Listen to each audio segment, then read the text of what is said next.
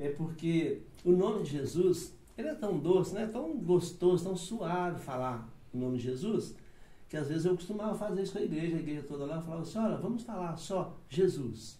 Aí todo mundo falava, a igreja toda, Jesus, Jesus, bem mansinho, porque o nome Jesus, ele é saboroso, né?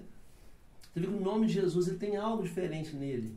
Meu nome é bonito, bem humildemente falando, mas o nome de Jesus é diferente, né? Você pode falar o nome de alguém, um nome bonito, mas Jesus, ele tem algo diferente. Quando a gente fala Jesus, parece que está produzindo algo diferente, né? Mas eu queria fazer uma leitura então aqui, Apocalipse 21, aí nós no Apocalipse, nós gostamos do Apocalipse, né? Apocalipse capítulo 21, aí nós vamos falar um pouquinho sobre Deus enxugar as nossas lágrimas. Então, Apocalipse 21, todos acharam? É fácil, né, Apocalipse? Versículo 1 em diante, né? Nós vamos ler até o 4, tá bem? Então, está escrito assim: vi novo céu e nova terra, pois o primeiro céu e a primeira terra passaram e já não existe. Vi também, aqui também escuro um pouco, vi também a cidade santa, a nova Jerusalém, que descia do céu da parte de Deus, ataviada como noiva, adornada para o seu esposo. Então ouvi grande voz vinda do trono, dizendo: eis o tabernáculo de Deus com os homens. Deus habitará com eles. Eles serão povos de Deus, e Deus mesmo estará com eles, e lhes enxugará dos olhos toda lágrima. Olha que coisa linda! Enxugará dos olhos toda lágrima. Aí que mais? O meu está apagado aqui. E a morte já não existe, não existirá. Já não haverá, a minha Bíblia vira aqui, já não haverá luto, nem pranto, nem dor, porque a primeiras coisas já passaram. Amém. Muito bem, então eu vou falar um pouquinho hoje sobre por que é bom a gente saber aqui que Deus está dizendo que enxugará dos olhos toda lágrima. Eu gosto muito de ler a Bíblia estudando, né? Acho que vocês já sabem um pouquinho disso. Aí a primeira vez, quando eu leio, aí eu ficava assim, Deus vai enxugar dos olhos toda lágrima? Lágrima só pode ser dos olhos. E eu ficava assim questionando, por que está escrito enxugará dos olhos? Tem lágrima em outro lugar? Tem que ser dos olhos. Por que fica meio redundante, né? Eu dava aula de redação. Então eu ficava ensinando aluno, você não repete palavra. Se for falar uma palavra que é a mesma, você põe uma outra, sinônimo, para não ficar repetindo, você perde ponto com isso. Tal. Aí um dia veio na minha mente assim, por que Deus está falando lágrima, enxugar lágrima dos olhos? Porque nós choramos, assim, não tecnicamente, mas emocionalmente, com o coração também. Uma pessoa pode estar morrendo por dentro, só o coração, e não sai uma gota de lágrima. Além disso, eu descobri recentemente, foi até o Dr. Rodrigo Silva que disse, que no hebraico, eles têm o costume de cometer um que nós chamamos de erro, que para eles não é. Por exemplo, vou subir para cima. Né? As pessoas falam assim, subir para cima, não tem jeito de subir para baixo. Aí quem tem ouvidos para ouvir, eu tenho ouvidos para quê? Se não for para ouvir. Aí eu descobri que na origem, para eles, não é redundância não. É uma forma de enfatizar. Você tem ouvido para ouvir? Então ouça. Então, aqui está dizendo o seguinte, que Deus enxugará dos olhos toda lágrima. Eu queria falar 3 itens importantes. Por que é importante eu saber que Deus vai enxugar dos nossos olhos toda lágrima? Primeiro, para a gente saber que Deus sabe o que nós passamos. Deus sabe tudo, toda dificuldade, toda luta, toda provação que você e eu passamos. Por mais que pareça, é claro que sabe, mas nós precisamos de ouvir isso, nós precisamos saber que Deus está no controle de tudo da nossa vida. Nem tudo vai acontecer do jeitinho que nós queremos, sabe por quê?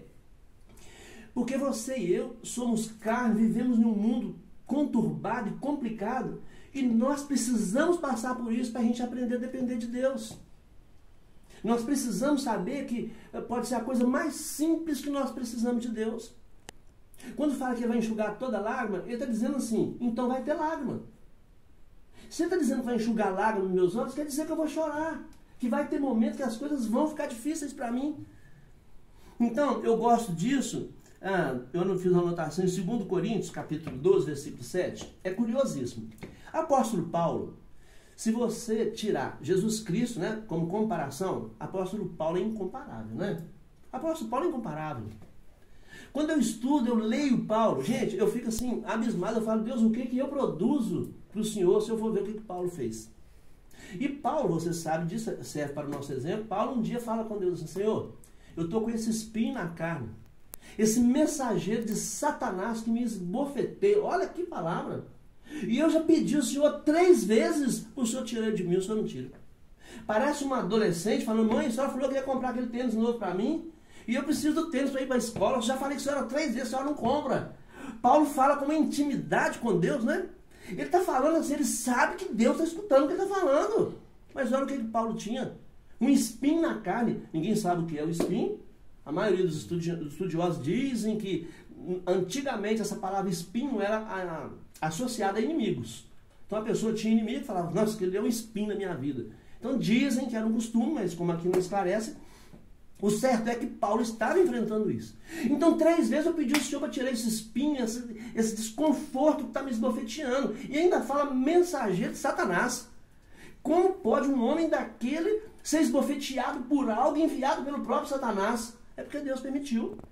Jó foi assim. Se Deus não permitir, nada de mal vai te acontecer. E quando acontecer é porque Deus permitiu por algum motivo. E quando Paulo questiona isso, vem escrito aqui, é para você e para mim, sabe para quê? Quando nós tivermos um espinho na carne, seja qual for, o Senhor respondeu para ele assim: a minha graça te basta. Ou seja, Paulo, você está reclamando do espinho na carne? Pois bem, vai ficar o espinho na sua carne, sabe por quê? Porque você já tem a minha graça, não precisa de mais nada. A minha graça já te basta, o meu poder se aperfeiçoa é exatamente na sua fraqueza. Se você não tivesse esse espinho na carne, você não estava me buscando agora. Tá vendo? Então, se não tivesse ele... Eu fico todo arrepiado aqui quando ele chorar o tempo todo, eu sou um bobo. Mas se ele não tivesse aquele espinho na carne, ele não estava ali com essa intimidade, pedindo a Deus: Senhor, 3 vezes eu já pedi, ou seja, parece que eu pedi demais. E Deus falou: meu filho, como senão eu vou parafrasear? Para com isso. A minha graça que está com você não basta, não é mais do que o espinho, não. Deixa esse espinho aí, senão você vai se afastar de mim. Se você não tiver um espinho, você vai esquecer de mim. Você vai andar sozinho. Você vai achar que você é bom, que você é. Estudou aos pés de Gamaliel, o homem mais sábio que tinha na época. Você é estudioso, inteligente, você tem herança romana, tem herança judaica, você tem tudo a seu favor, mas você precisa de mim. Você precisa da minha graça. Minha graça é importante na sua vida. Sem ela você não tem o que fazer, não. Então é importante você e eu sabermos, estamos passando qualquer situação, entender que a graça de Deus em nós basta. Quando faltar 5 na minha vida, senão eu vou empolgando aqui. Então, é importante a gente saber a importância de a gente enfrentar lutas, dificuldades.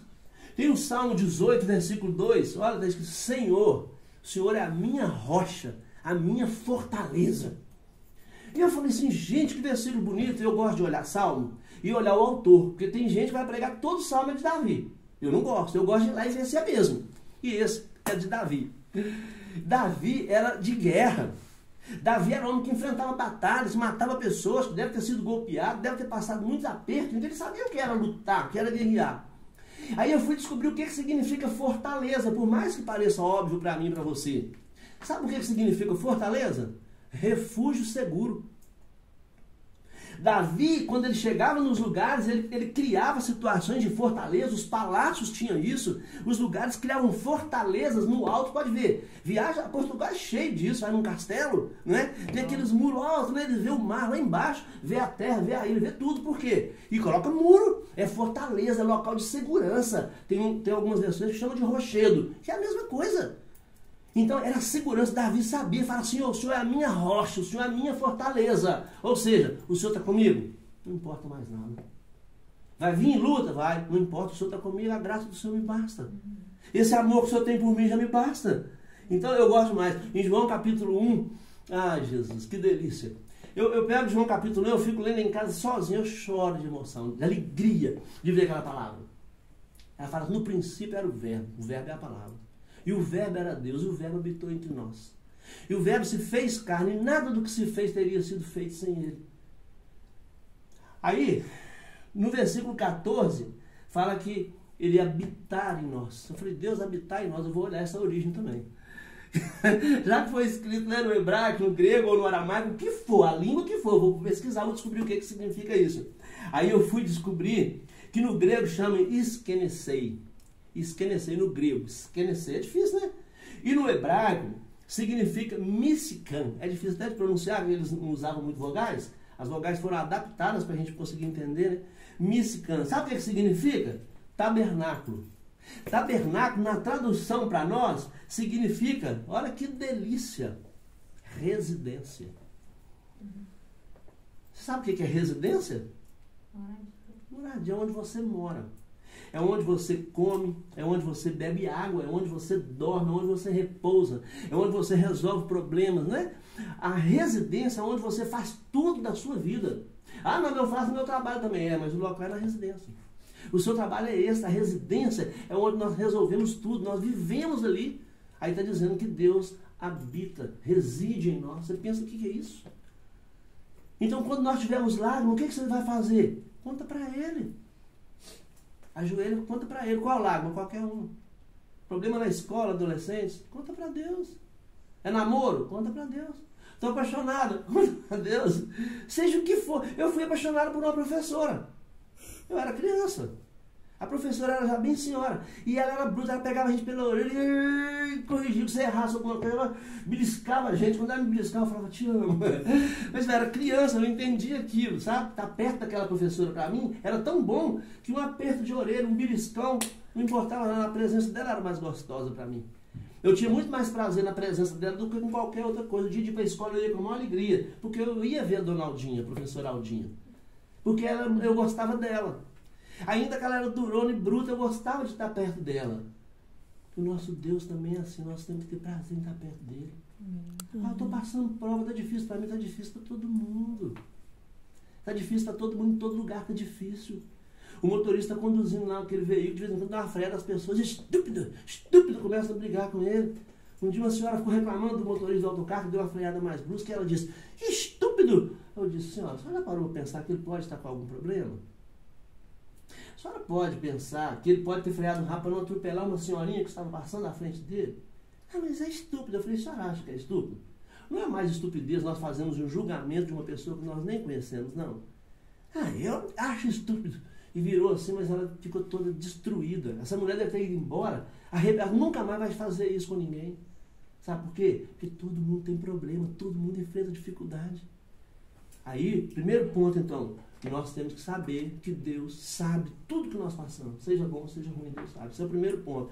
O segundo ponto é que Deus entende o nosso sofrimento. Deus entende quando você e eu reclamamos e ficamos tristes com alguma coisa, por quê? O que é o sofrimento? É uma situação adversa, uma situação contrária à minha capacidade de absorver aquilo. Então você come algo que te faz mal, o que o seu organismo faz? Ele manda você vomitar aquilo, pôr aquilo para fora. A psicologia chama de catarse. O que é catarse? Você chega diante de alguém da sua confiança, uma terapia, um amigo, um pastor, um padre, seja lá o que for, você chega e diz, eu preciso conversar. O que é? Ah, eu estou entalado, eu estou embargado, eu estou com sofrimento. Então fala, deixa ele falar. Depois que ele fala bastante, se chama catarse. Ele sai dali aliviado. Você não fez nada, você só escutou. O papai estava conversando com seu filhinho pequeno.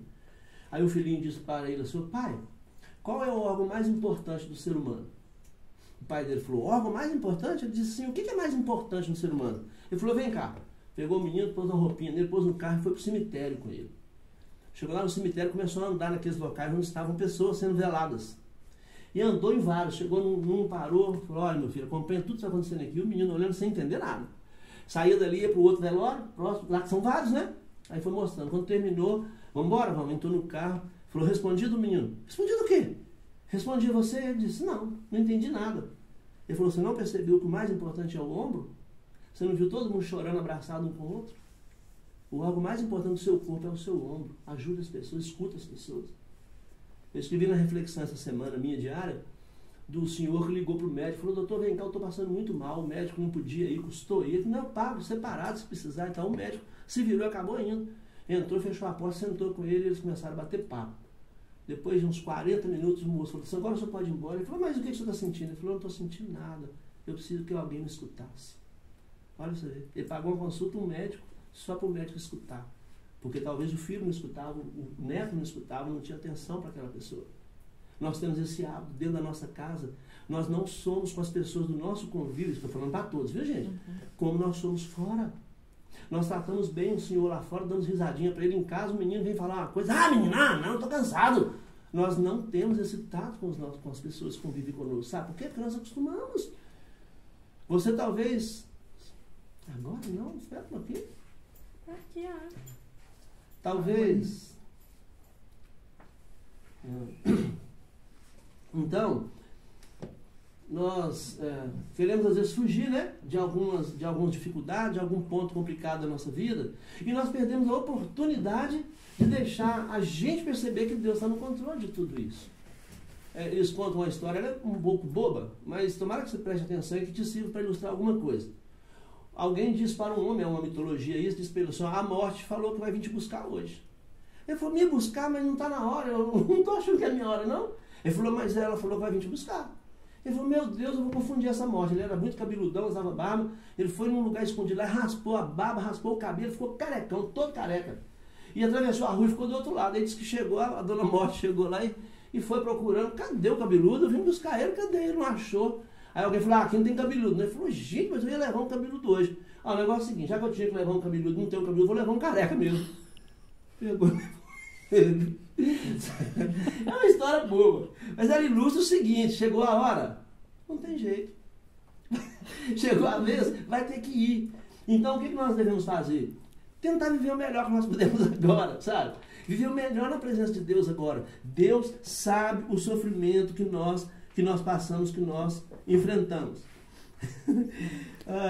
Zacarias capítulo 2, versículo 8, a palavra está falando para o povo de Israel, que fique claro, mas eu vou usar como ilustração aqui, que Deus, quando dizia para o povo de Israel sair do sofrimento, Deus falou assim, quem toca no meu povo é como se tocasse na menina dos meus olhos.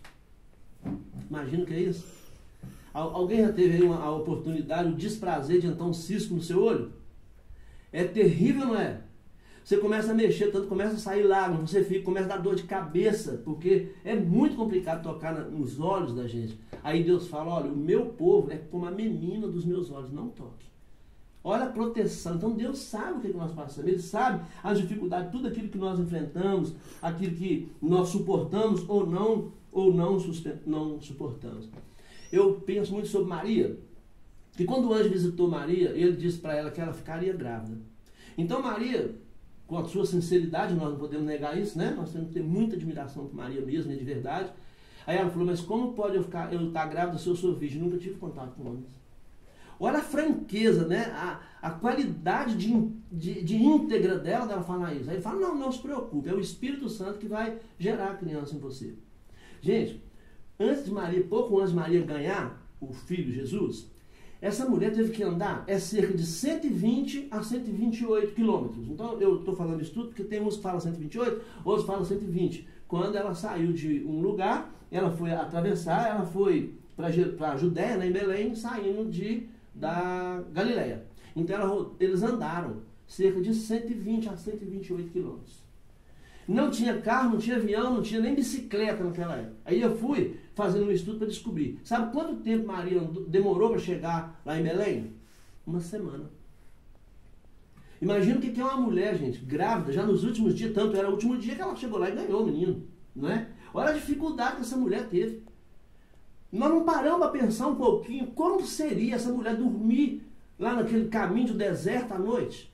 Como que ela dormiu? Como que ela tomou banho? Você que sabe a importância que é você tomar um banho. Você está andando o dia inteiro, mesmo aqui que é frio. Nós chegamos na casa de umas pessoas amigas lá e falaram, aqui em Portugal o povo não toma banho todo dia não. Eu falei, eu tomo. Mas você não vai tomar? Eu falei, vou. Mas quando chegar o frio você vai ver. Não vou ver não. Você que não vai ver eu tomar banho, mas eu tomo. Eu não fico sem tomar banho 24 horas. Você está doido? Como é que eu vou ficar sem tomar banho? Não vou. Aí imagina a Maria, uma mulher ficar sem tomar banho. Ou ela tomou banho no deserto? Ela levou um cântaro para jogar aguinha? Como é que ela fez? E na hora que doía, que dava um desconforto, o que Maria fazia? Como que era o José pensando, meu Deus, essa mulher começou a ter problema aqui, olha as dificuldades que ela passou. Deus não sabia? Deus sabia. Deus estava no controle de tudo, Ele sabia tudo que ia acontecer e ela confiava em Deus. Confiava tanto que ela falou, só eu sou virgem, mas é assim? Então que faça a vontade do meu Pai. Há 2000 anos, mais ou menos também. Imagina essa menina virgem, solteira, na cidade pequena, avisar que estava grávida. Isso era um absurdo tão grande que lá no Levítico, nas leis, falava, né, que se acontecesse esse tipo de coisa, adultério, prostituição, as pessoas tinham que ser mortas, tanto o homem quanto a mulher. Você imagina essa mulher chegar e dizer assim, mamãe, papai, eu estou grávida. Há 2000 anos. O que? Mas grávida como, minha filha? O Espírito Santo, eles iam rir nela, dar risada. Ia fazer chacota, tanto que José falou, na hora que à noite, na hora que ninguém está esperando, eu vou vazar. Para não envergonhar Maria, eu vou embora, que essa mulher está grávida, não foi eu, não fiz nada. E eu ainda vou ser culpado de ter engravidado ela, sendo que não foi eu.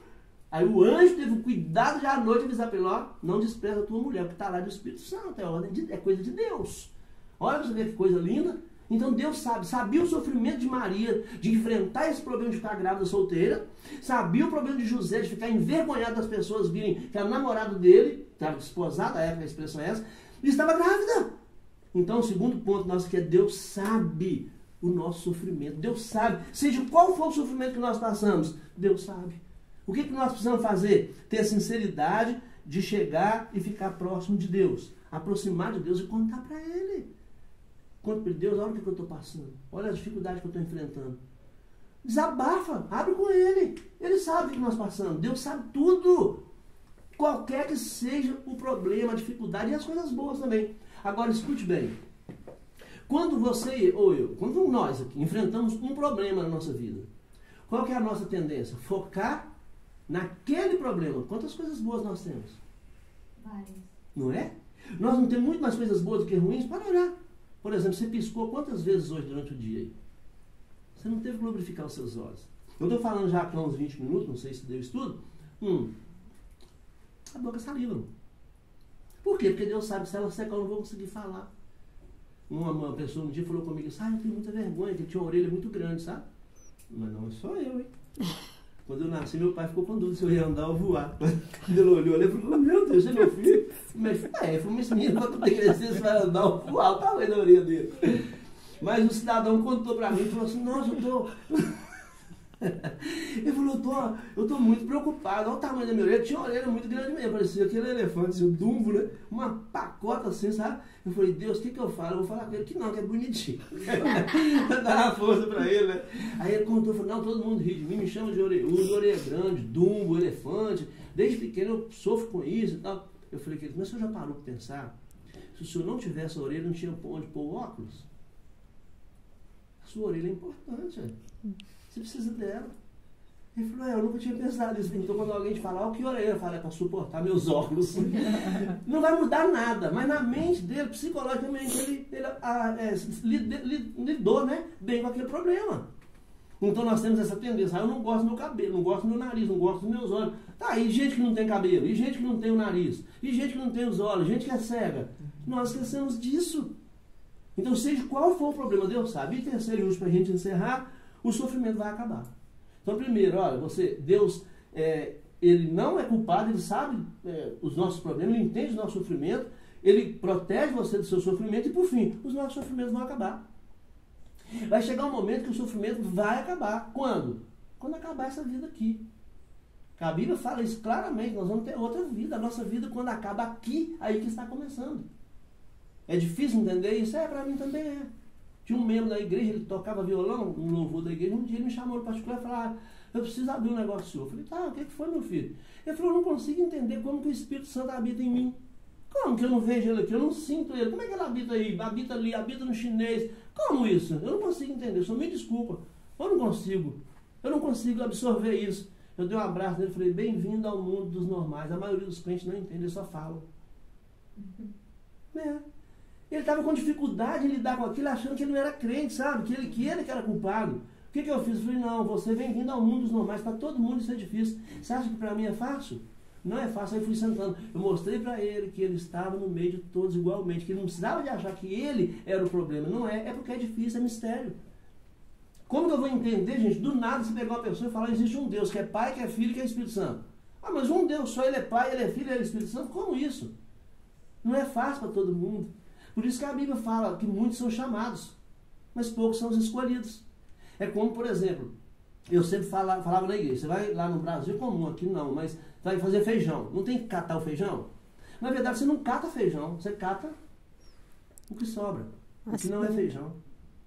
Não é? Você joga o feijão lá, mas você não cata o feijão, você cata as pedras que estão ali, aquilo que é excesso. Não é? Então, adeus? Tá. Então, olha só, quando nós tivermos. Faltam 5, é isso? Então, olha, quando nós estivermos com problema, enfrentando lutas, dificuldades, o que nós vamos fazer? Nós vamos contar para Deus com toda a sinceridade. Então, para encerrar, eu queria esse ciclo para isso.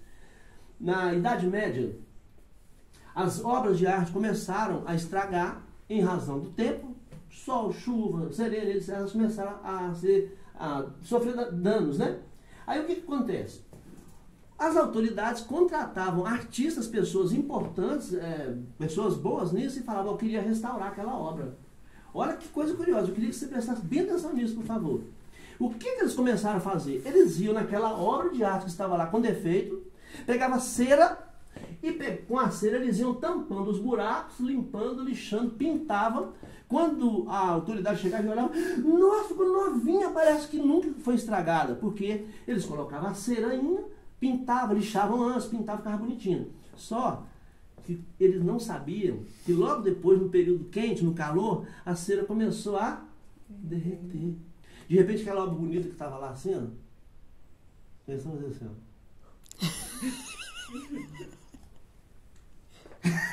Ela foi derretendo e foi acabando.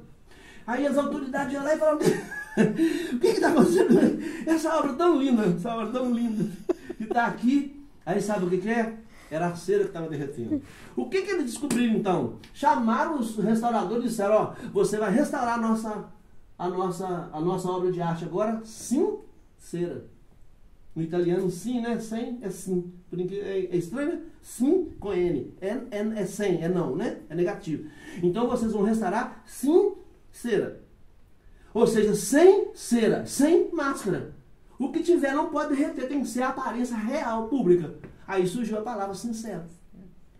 Então quando eu digo para a pessoa assim, eu vou te perguntar uma coisa, você me responde, mas com sinceridade, ou seja, sem cera. Tira essa cera, que a cera vai derreter. Eu quero a sinceridade pura, é verdade. Então, quando você estiver com dificuldade, chega diante de Deus, sincera. Sem cera. Conta para ele. Fala: Senhor, sinceramente, eu estou sendo sincero, sem cera com o Senhor. Eu estou passando por isso, me ajuda. Eu preciso do Senhor. E Ele vai te socorrer, porque Ele é bom. Ele prometeu que a promessa dele dura e Ele vai cuidar de nós. Eu mesmo faço uma oração, você vai fazer? Pode fazer? Então tá bom. Já tá. Você aí no seu lugarzinho mesmo, feche seus olhinhos, só um pouquinho, é curtinho. Senhor nosso Deus, Pai do nosso Senhor Jesus Cristo, nosso Deus amoroso, eu sei, meu Pai, que a graça do Senhor nos basta, porque é um favor imerecido, coisa que nós nem merecemos, nós não temos direito a isso por nós mesmos. O direito foi dado por Jesus Cristo, que morreu por nós. Por Ele que se entregou naquela cruz, que foi como ovelha muda para o matadouro, sem reclamar, sem queixar, para nos salvar, para nos ajudar, para nos ensinar. Então, Pai, quero te agradecer por esses momentos aqui na Tua presença, por cada vida que aqui está, Senhor. Que essas palavras que foram ditas, Senhor, não sejam minhas, mas que tenham vindo da vontade do Senhor para o coração de cada um de nós, inclusive para o meu.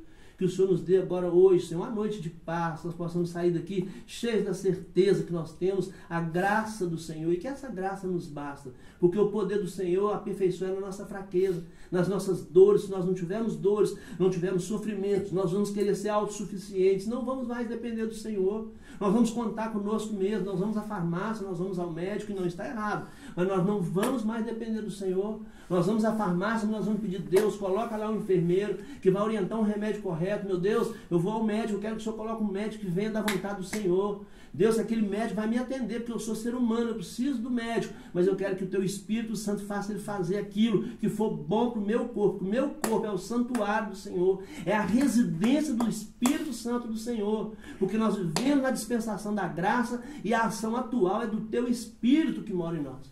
Essa residência em nós do Espírito Santo do Senhor tem que ser latente. Nós temos que ter essa compreensão que o Senhor há de enxugar dos olhos nossos toda lágrima. O Senhor há de cuidar de nós, nos dar uma vida eterna de bênção, de paz, de tranquilidade na Tua presença, Pai. Não haverá mais noite, tristeza, angústia, agonia, dores e sofrimentos, porque tudo isso, aleluia, o Senhor Jesus levou por nós na cruz do Calvário.